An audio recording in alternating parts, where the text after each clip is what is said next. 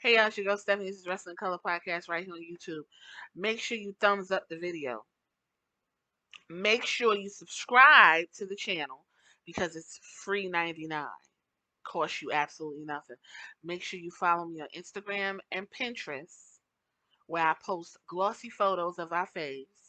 Make sure you also follow me on Twitter. I am going to put the link up here at some point, and you can follow me on Twitter. I will not be changing my band again because that takes entirely too much fucking time, and I'm not doing it.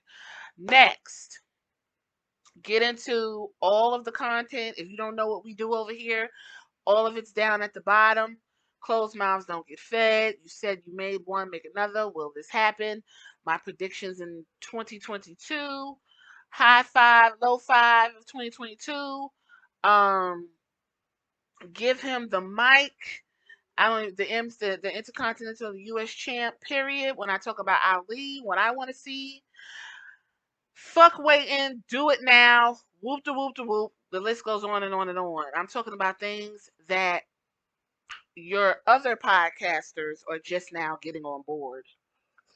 Mm, I ain't gonna say nothing, but we've been doing it over here. We've been doing it over here. So get all into that stuff and get into this stuff. So I was over here on the net and I came across an article. And the article was about Cody Rhodes and his match with Anthony Ogogo. And that promo. Oh, God. That promo. Now, the reason why this is significant, we'll get into that towards the end of this podcast because, you know, I always say black people are like the canary in a coal mine. And if you don't know what canary in a coal mine is, well, back in the day, coal miners used to send canaries in before they went in. And if a canary comes back out whistling and warning people, they're telling you don't go in the coal mine because something about to go down. Most of the time, if not 100% of the time, black people are canaries in the coal mine. We literally say, hey, don't do that. It's going to be bad. Motherfuckers do it. And then we're sitting over on the side like, hmm, we told you so. As usual, we told you. So let's get into this article over at Cage Side Seats is where I saw the article, and this is what's going on. In the build to his match with Anthony Ogogo at last year's Double or Nothing pay-per-view, Cody delivered a rambling promo that covered topics like politics and race, as much as his beef with the British Olympian. En route to the big reveal, he was taking his father's mantle as the American Dream for the Go-Go bout. Rhodes awkwardly preached unity. This is where he said he has a black American princess and a white American princess because his wife is pregnant, he's white, and he has sex with a black woman, and thus making that type of baby. By the way, the baby is absolutely adorable. But the baby's gonna have a situation when it comes to her identifying in American standards. Mm. Because I don't know, I'm waiting for the color to come in. Anyway, he may have inadvertently succeeded because a lot of AEW's core internet fan base hated his speech. A lot of the negative reaction is Cody still getting and playing with his character work. Today can be traced back to the May 2021 segment.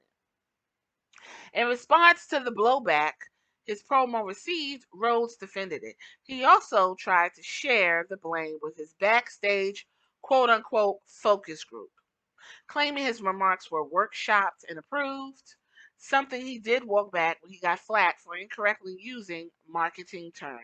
Because remember, not only is AEW diverse, but AEW doesn't do the workshop and running things across people because the other company does that. These guys work off the fly. But that's not even the part that's interesting. It's really this part. So this is the interesting part. He went on to say, I stood by it. that speech he gave, which was so fucking tone deaf and disgusting. He stood by it because he thought the content was good. He thought the intentions were good. However, and I quote, a white guy talking about race relations who has an American flag tattooed on his neck, I can see why people would use the terms tone deaf when it came to that, and then trying to defend it all. And again, intentions were good and sincere, and I was so excited about Brandy and the baby.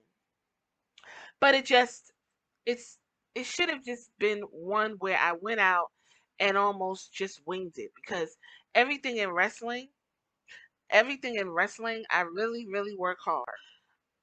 He was like meticulous. You hear about Randy Savage, about his matches and his promos.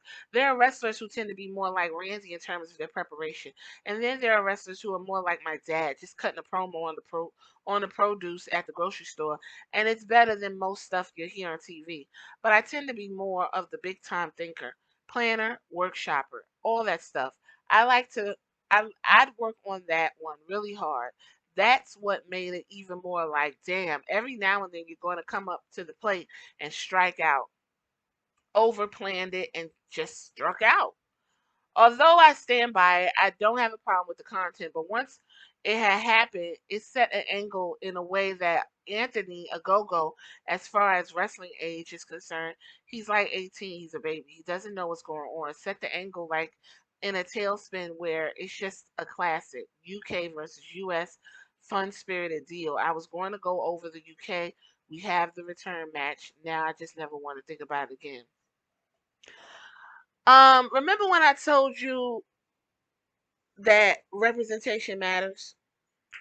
Yeah, so representation matters not just in front of the camera, but also behind the camera. Now, had there been someone black in the boardroom with Cody that's not Brandy, someone could have said, "Yeah, Cody, this current atmosphere and the things that's going on, people don't really want to hear about how you and your wife is fucking and because y'all fucked somehow ended racism. That just doesn't go well." Now, you just said you're not trying to do the big bad European country or the big bad country that isn't America versus whoever the fuck else, but you're doing it. And not only are you doing it, you're doing it in such a bombastic fashion that it's unpalpable, it's unimpressive, it's lackluster, and the fans aren't going to like it. And he didn't have that in the room. I believe his focus group was Brandy. And anytime you have a woman that goes on to call herself a black bitch on TV, you're not going to get the type of pushback that you need. So, to round all of this out, Big Swole was correct, as was I. Representation matters, not just in front of the camera, but behind the camera. Not just on the employee part, but also in the higher up part. You cannot talk about things that you don't experience. You cannot be a certain type of person and step into an arena and not understand that there are landmines, right? He literally stepped on a landmine that he could have avoided had he had someone tell him, don't do that. That's stupid.